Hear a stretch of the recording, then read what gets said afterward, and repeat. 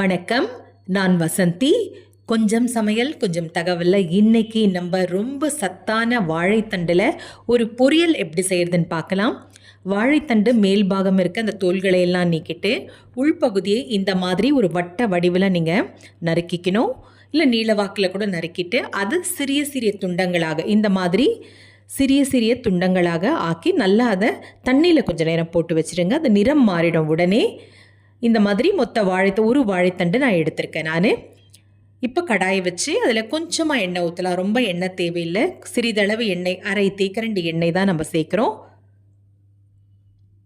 கடுகு முதல்ல சேர்த்துப்போம். கடுகு பொரிஞ்ச பிறகு வெங்காயம் கூட நான் பாதி வெங்காயம் தான் பொடியாக நறுக்கி எடுத்திருக்கேன். வெங்காயம், கருவேப்பிலை, ரொம்ப பெருசாக எதுவும் தேவையில்லை. ரொம்ப எளிமையாக செய்யக்கூடிய ஒரு பொரியல். வெங்காயம், கருவேப்பிலை சிறிதளவு சேர்த்துப்போம்.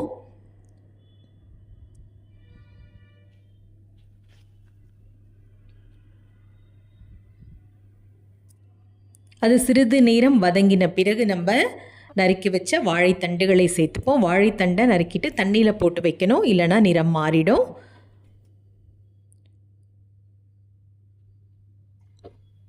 வெங்காயம் வதங்கியாச்சு. இப்போ அந்த வாழைத்தண்டுகளை அதில் சேர்த்துக்கலாம். வாழைத்தண்டு ஒரு அற்புதமான காய் அப்படின்னு சொல்லலாம். அதாவது நிறைய பேருக்கு சிறுநீரகத்தில் கல் இருந்து ரொம்ப அவதிப்படுவாங்க. அந்த மாதிரி ஆட்கள் நிறைய வாழைத்தண்டு உணவில் சேர்த்துக்கணும். அதில் சில பேர் சொல்லுவாங்க, நான் வாழைத்தண்டு சாரா குடிச்சிடுறேன். சாரா குடிக்கலாம், ஆனால் அதை விட இந்த மாதிரி ஒரு பொரியலாக குழம்புல போட்டு நம்ம சாப்பிடும் பொழுது தான் அதில் இருக்கிற முழுமையான நார் சத்து நமக்கு கிடைக்கும். அந்த சிறுநீரகத்திலையும் கல் சேராமல் நமக்கு ரொம்ப பாதுகாப்பு கொடுக்கக்கூடிய ஒரு காய் வாழைத்தண்டு தான். கட்டாயம் நம்ம உணவில் இது சாம்பாராக நம்ம பருப்பு சாம்பார் செய்யலாம், கூட்டு செய்யலாம்.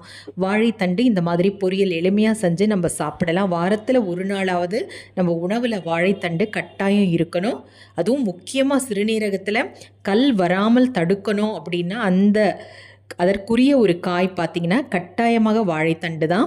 ஏன்னா அவ்வளவு நார் சத்து அந்த வாழைத்தண்டில் இருக்குது. நிறைய பேர் என்ன பண்ணுவாங்க, அதை நறுக்கிட்டு நான் மஞ்சள் தூள், உப்பு சேர்த்துருக்கேன். நான் சொல்லிக்கிட்டே அதை சொல்ல மறந்துட்டேன். மஞ்சள் தூள், உப்பு, தண்ணி லேசாக தண்ணி தெளித்து தான் விட்டுருக்கேன். ஏன்னா இந்த காயிலே தண்ணி விடும், அதனால் லேசாக தண்ணி தெளித்து தான் விட்டுருக்கேன். இன்னுமே கொஞ்சம் நேரம் தண்ணி சுண்டட்டும்.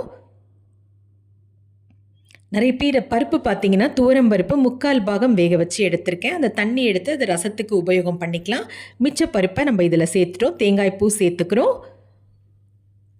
நிறைய பேர் அந்த நாரெல்லாம் எடுக்கணும்னு அந்த மோர் கடைகிற அந்த மத்தெல்லாம் வச்சு எடுப்பாங்க. அந்த மாதிரி எடுக்க வேண்டாம். அந்த நார் சத்தோடு இந்த காய் சாப்பிட்றது தான் நமக்கு ரொம்ப சிறந்தது.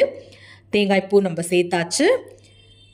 வெங்காயம், கறிவேப்பிலை, மஞ்சள் தூள், உப்பு, சிறிதளவு தண்ணி, வாழைத்தண்டு பொரியல் தயாராகிடுச்சு. செஞ்சு சாப்பிடுங்க. மீண்டும் சந்திப்போம். நன்றி, வணக்கம்.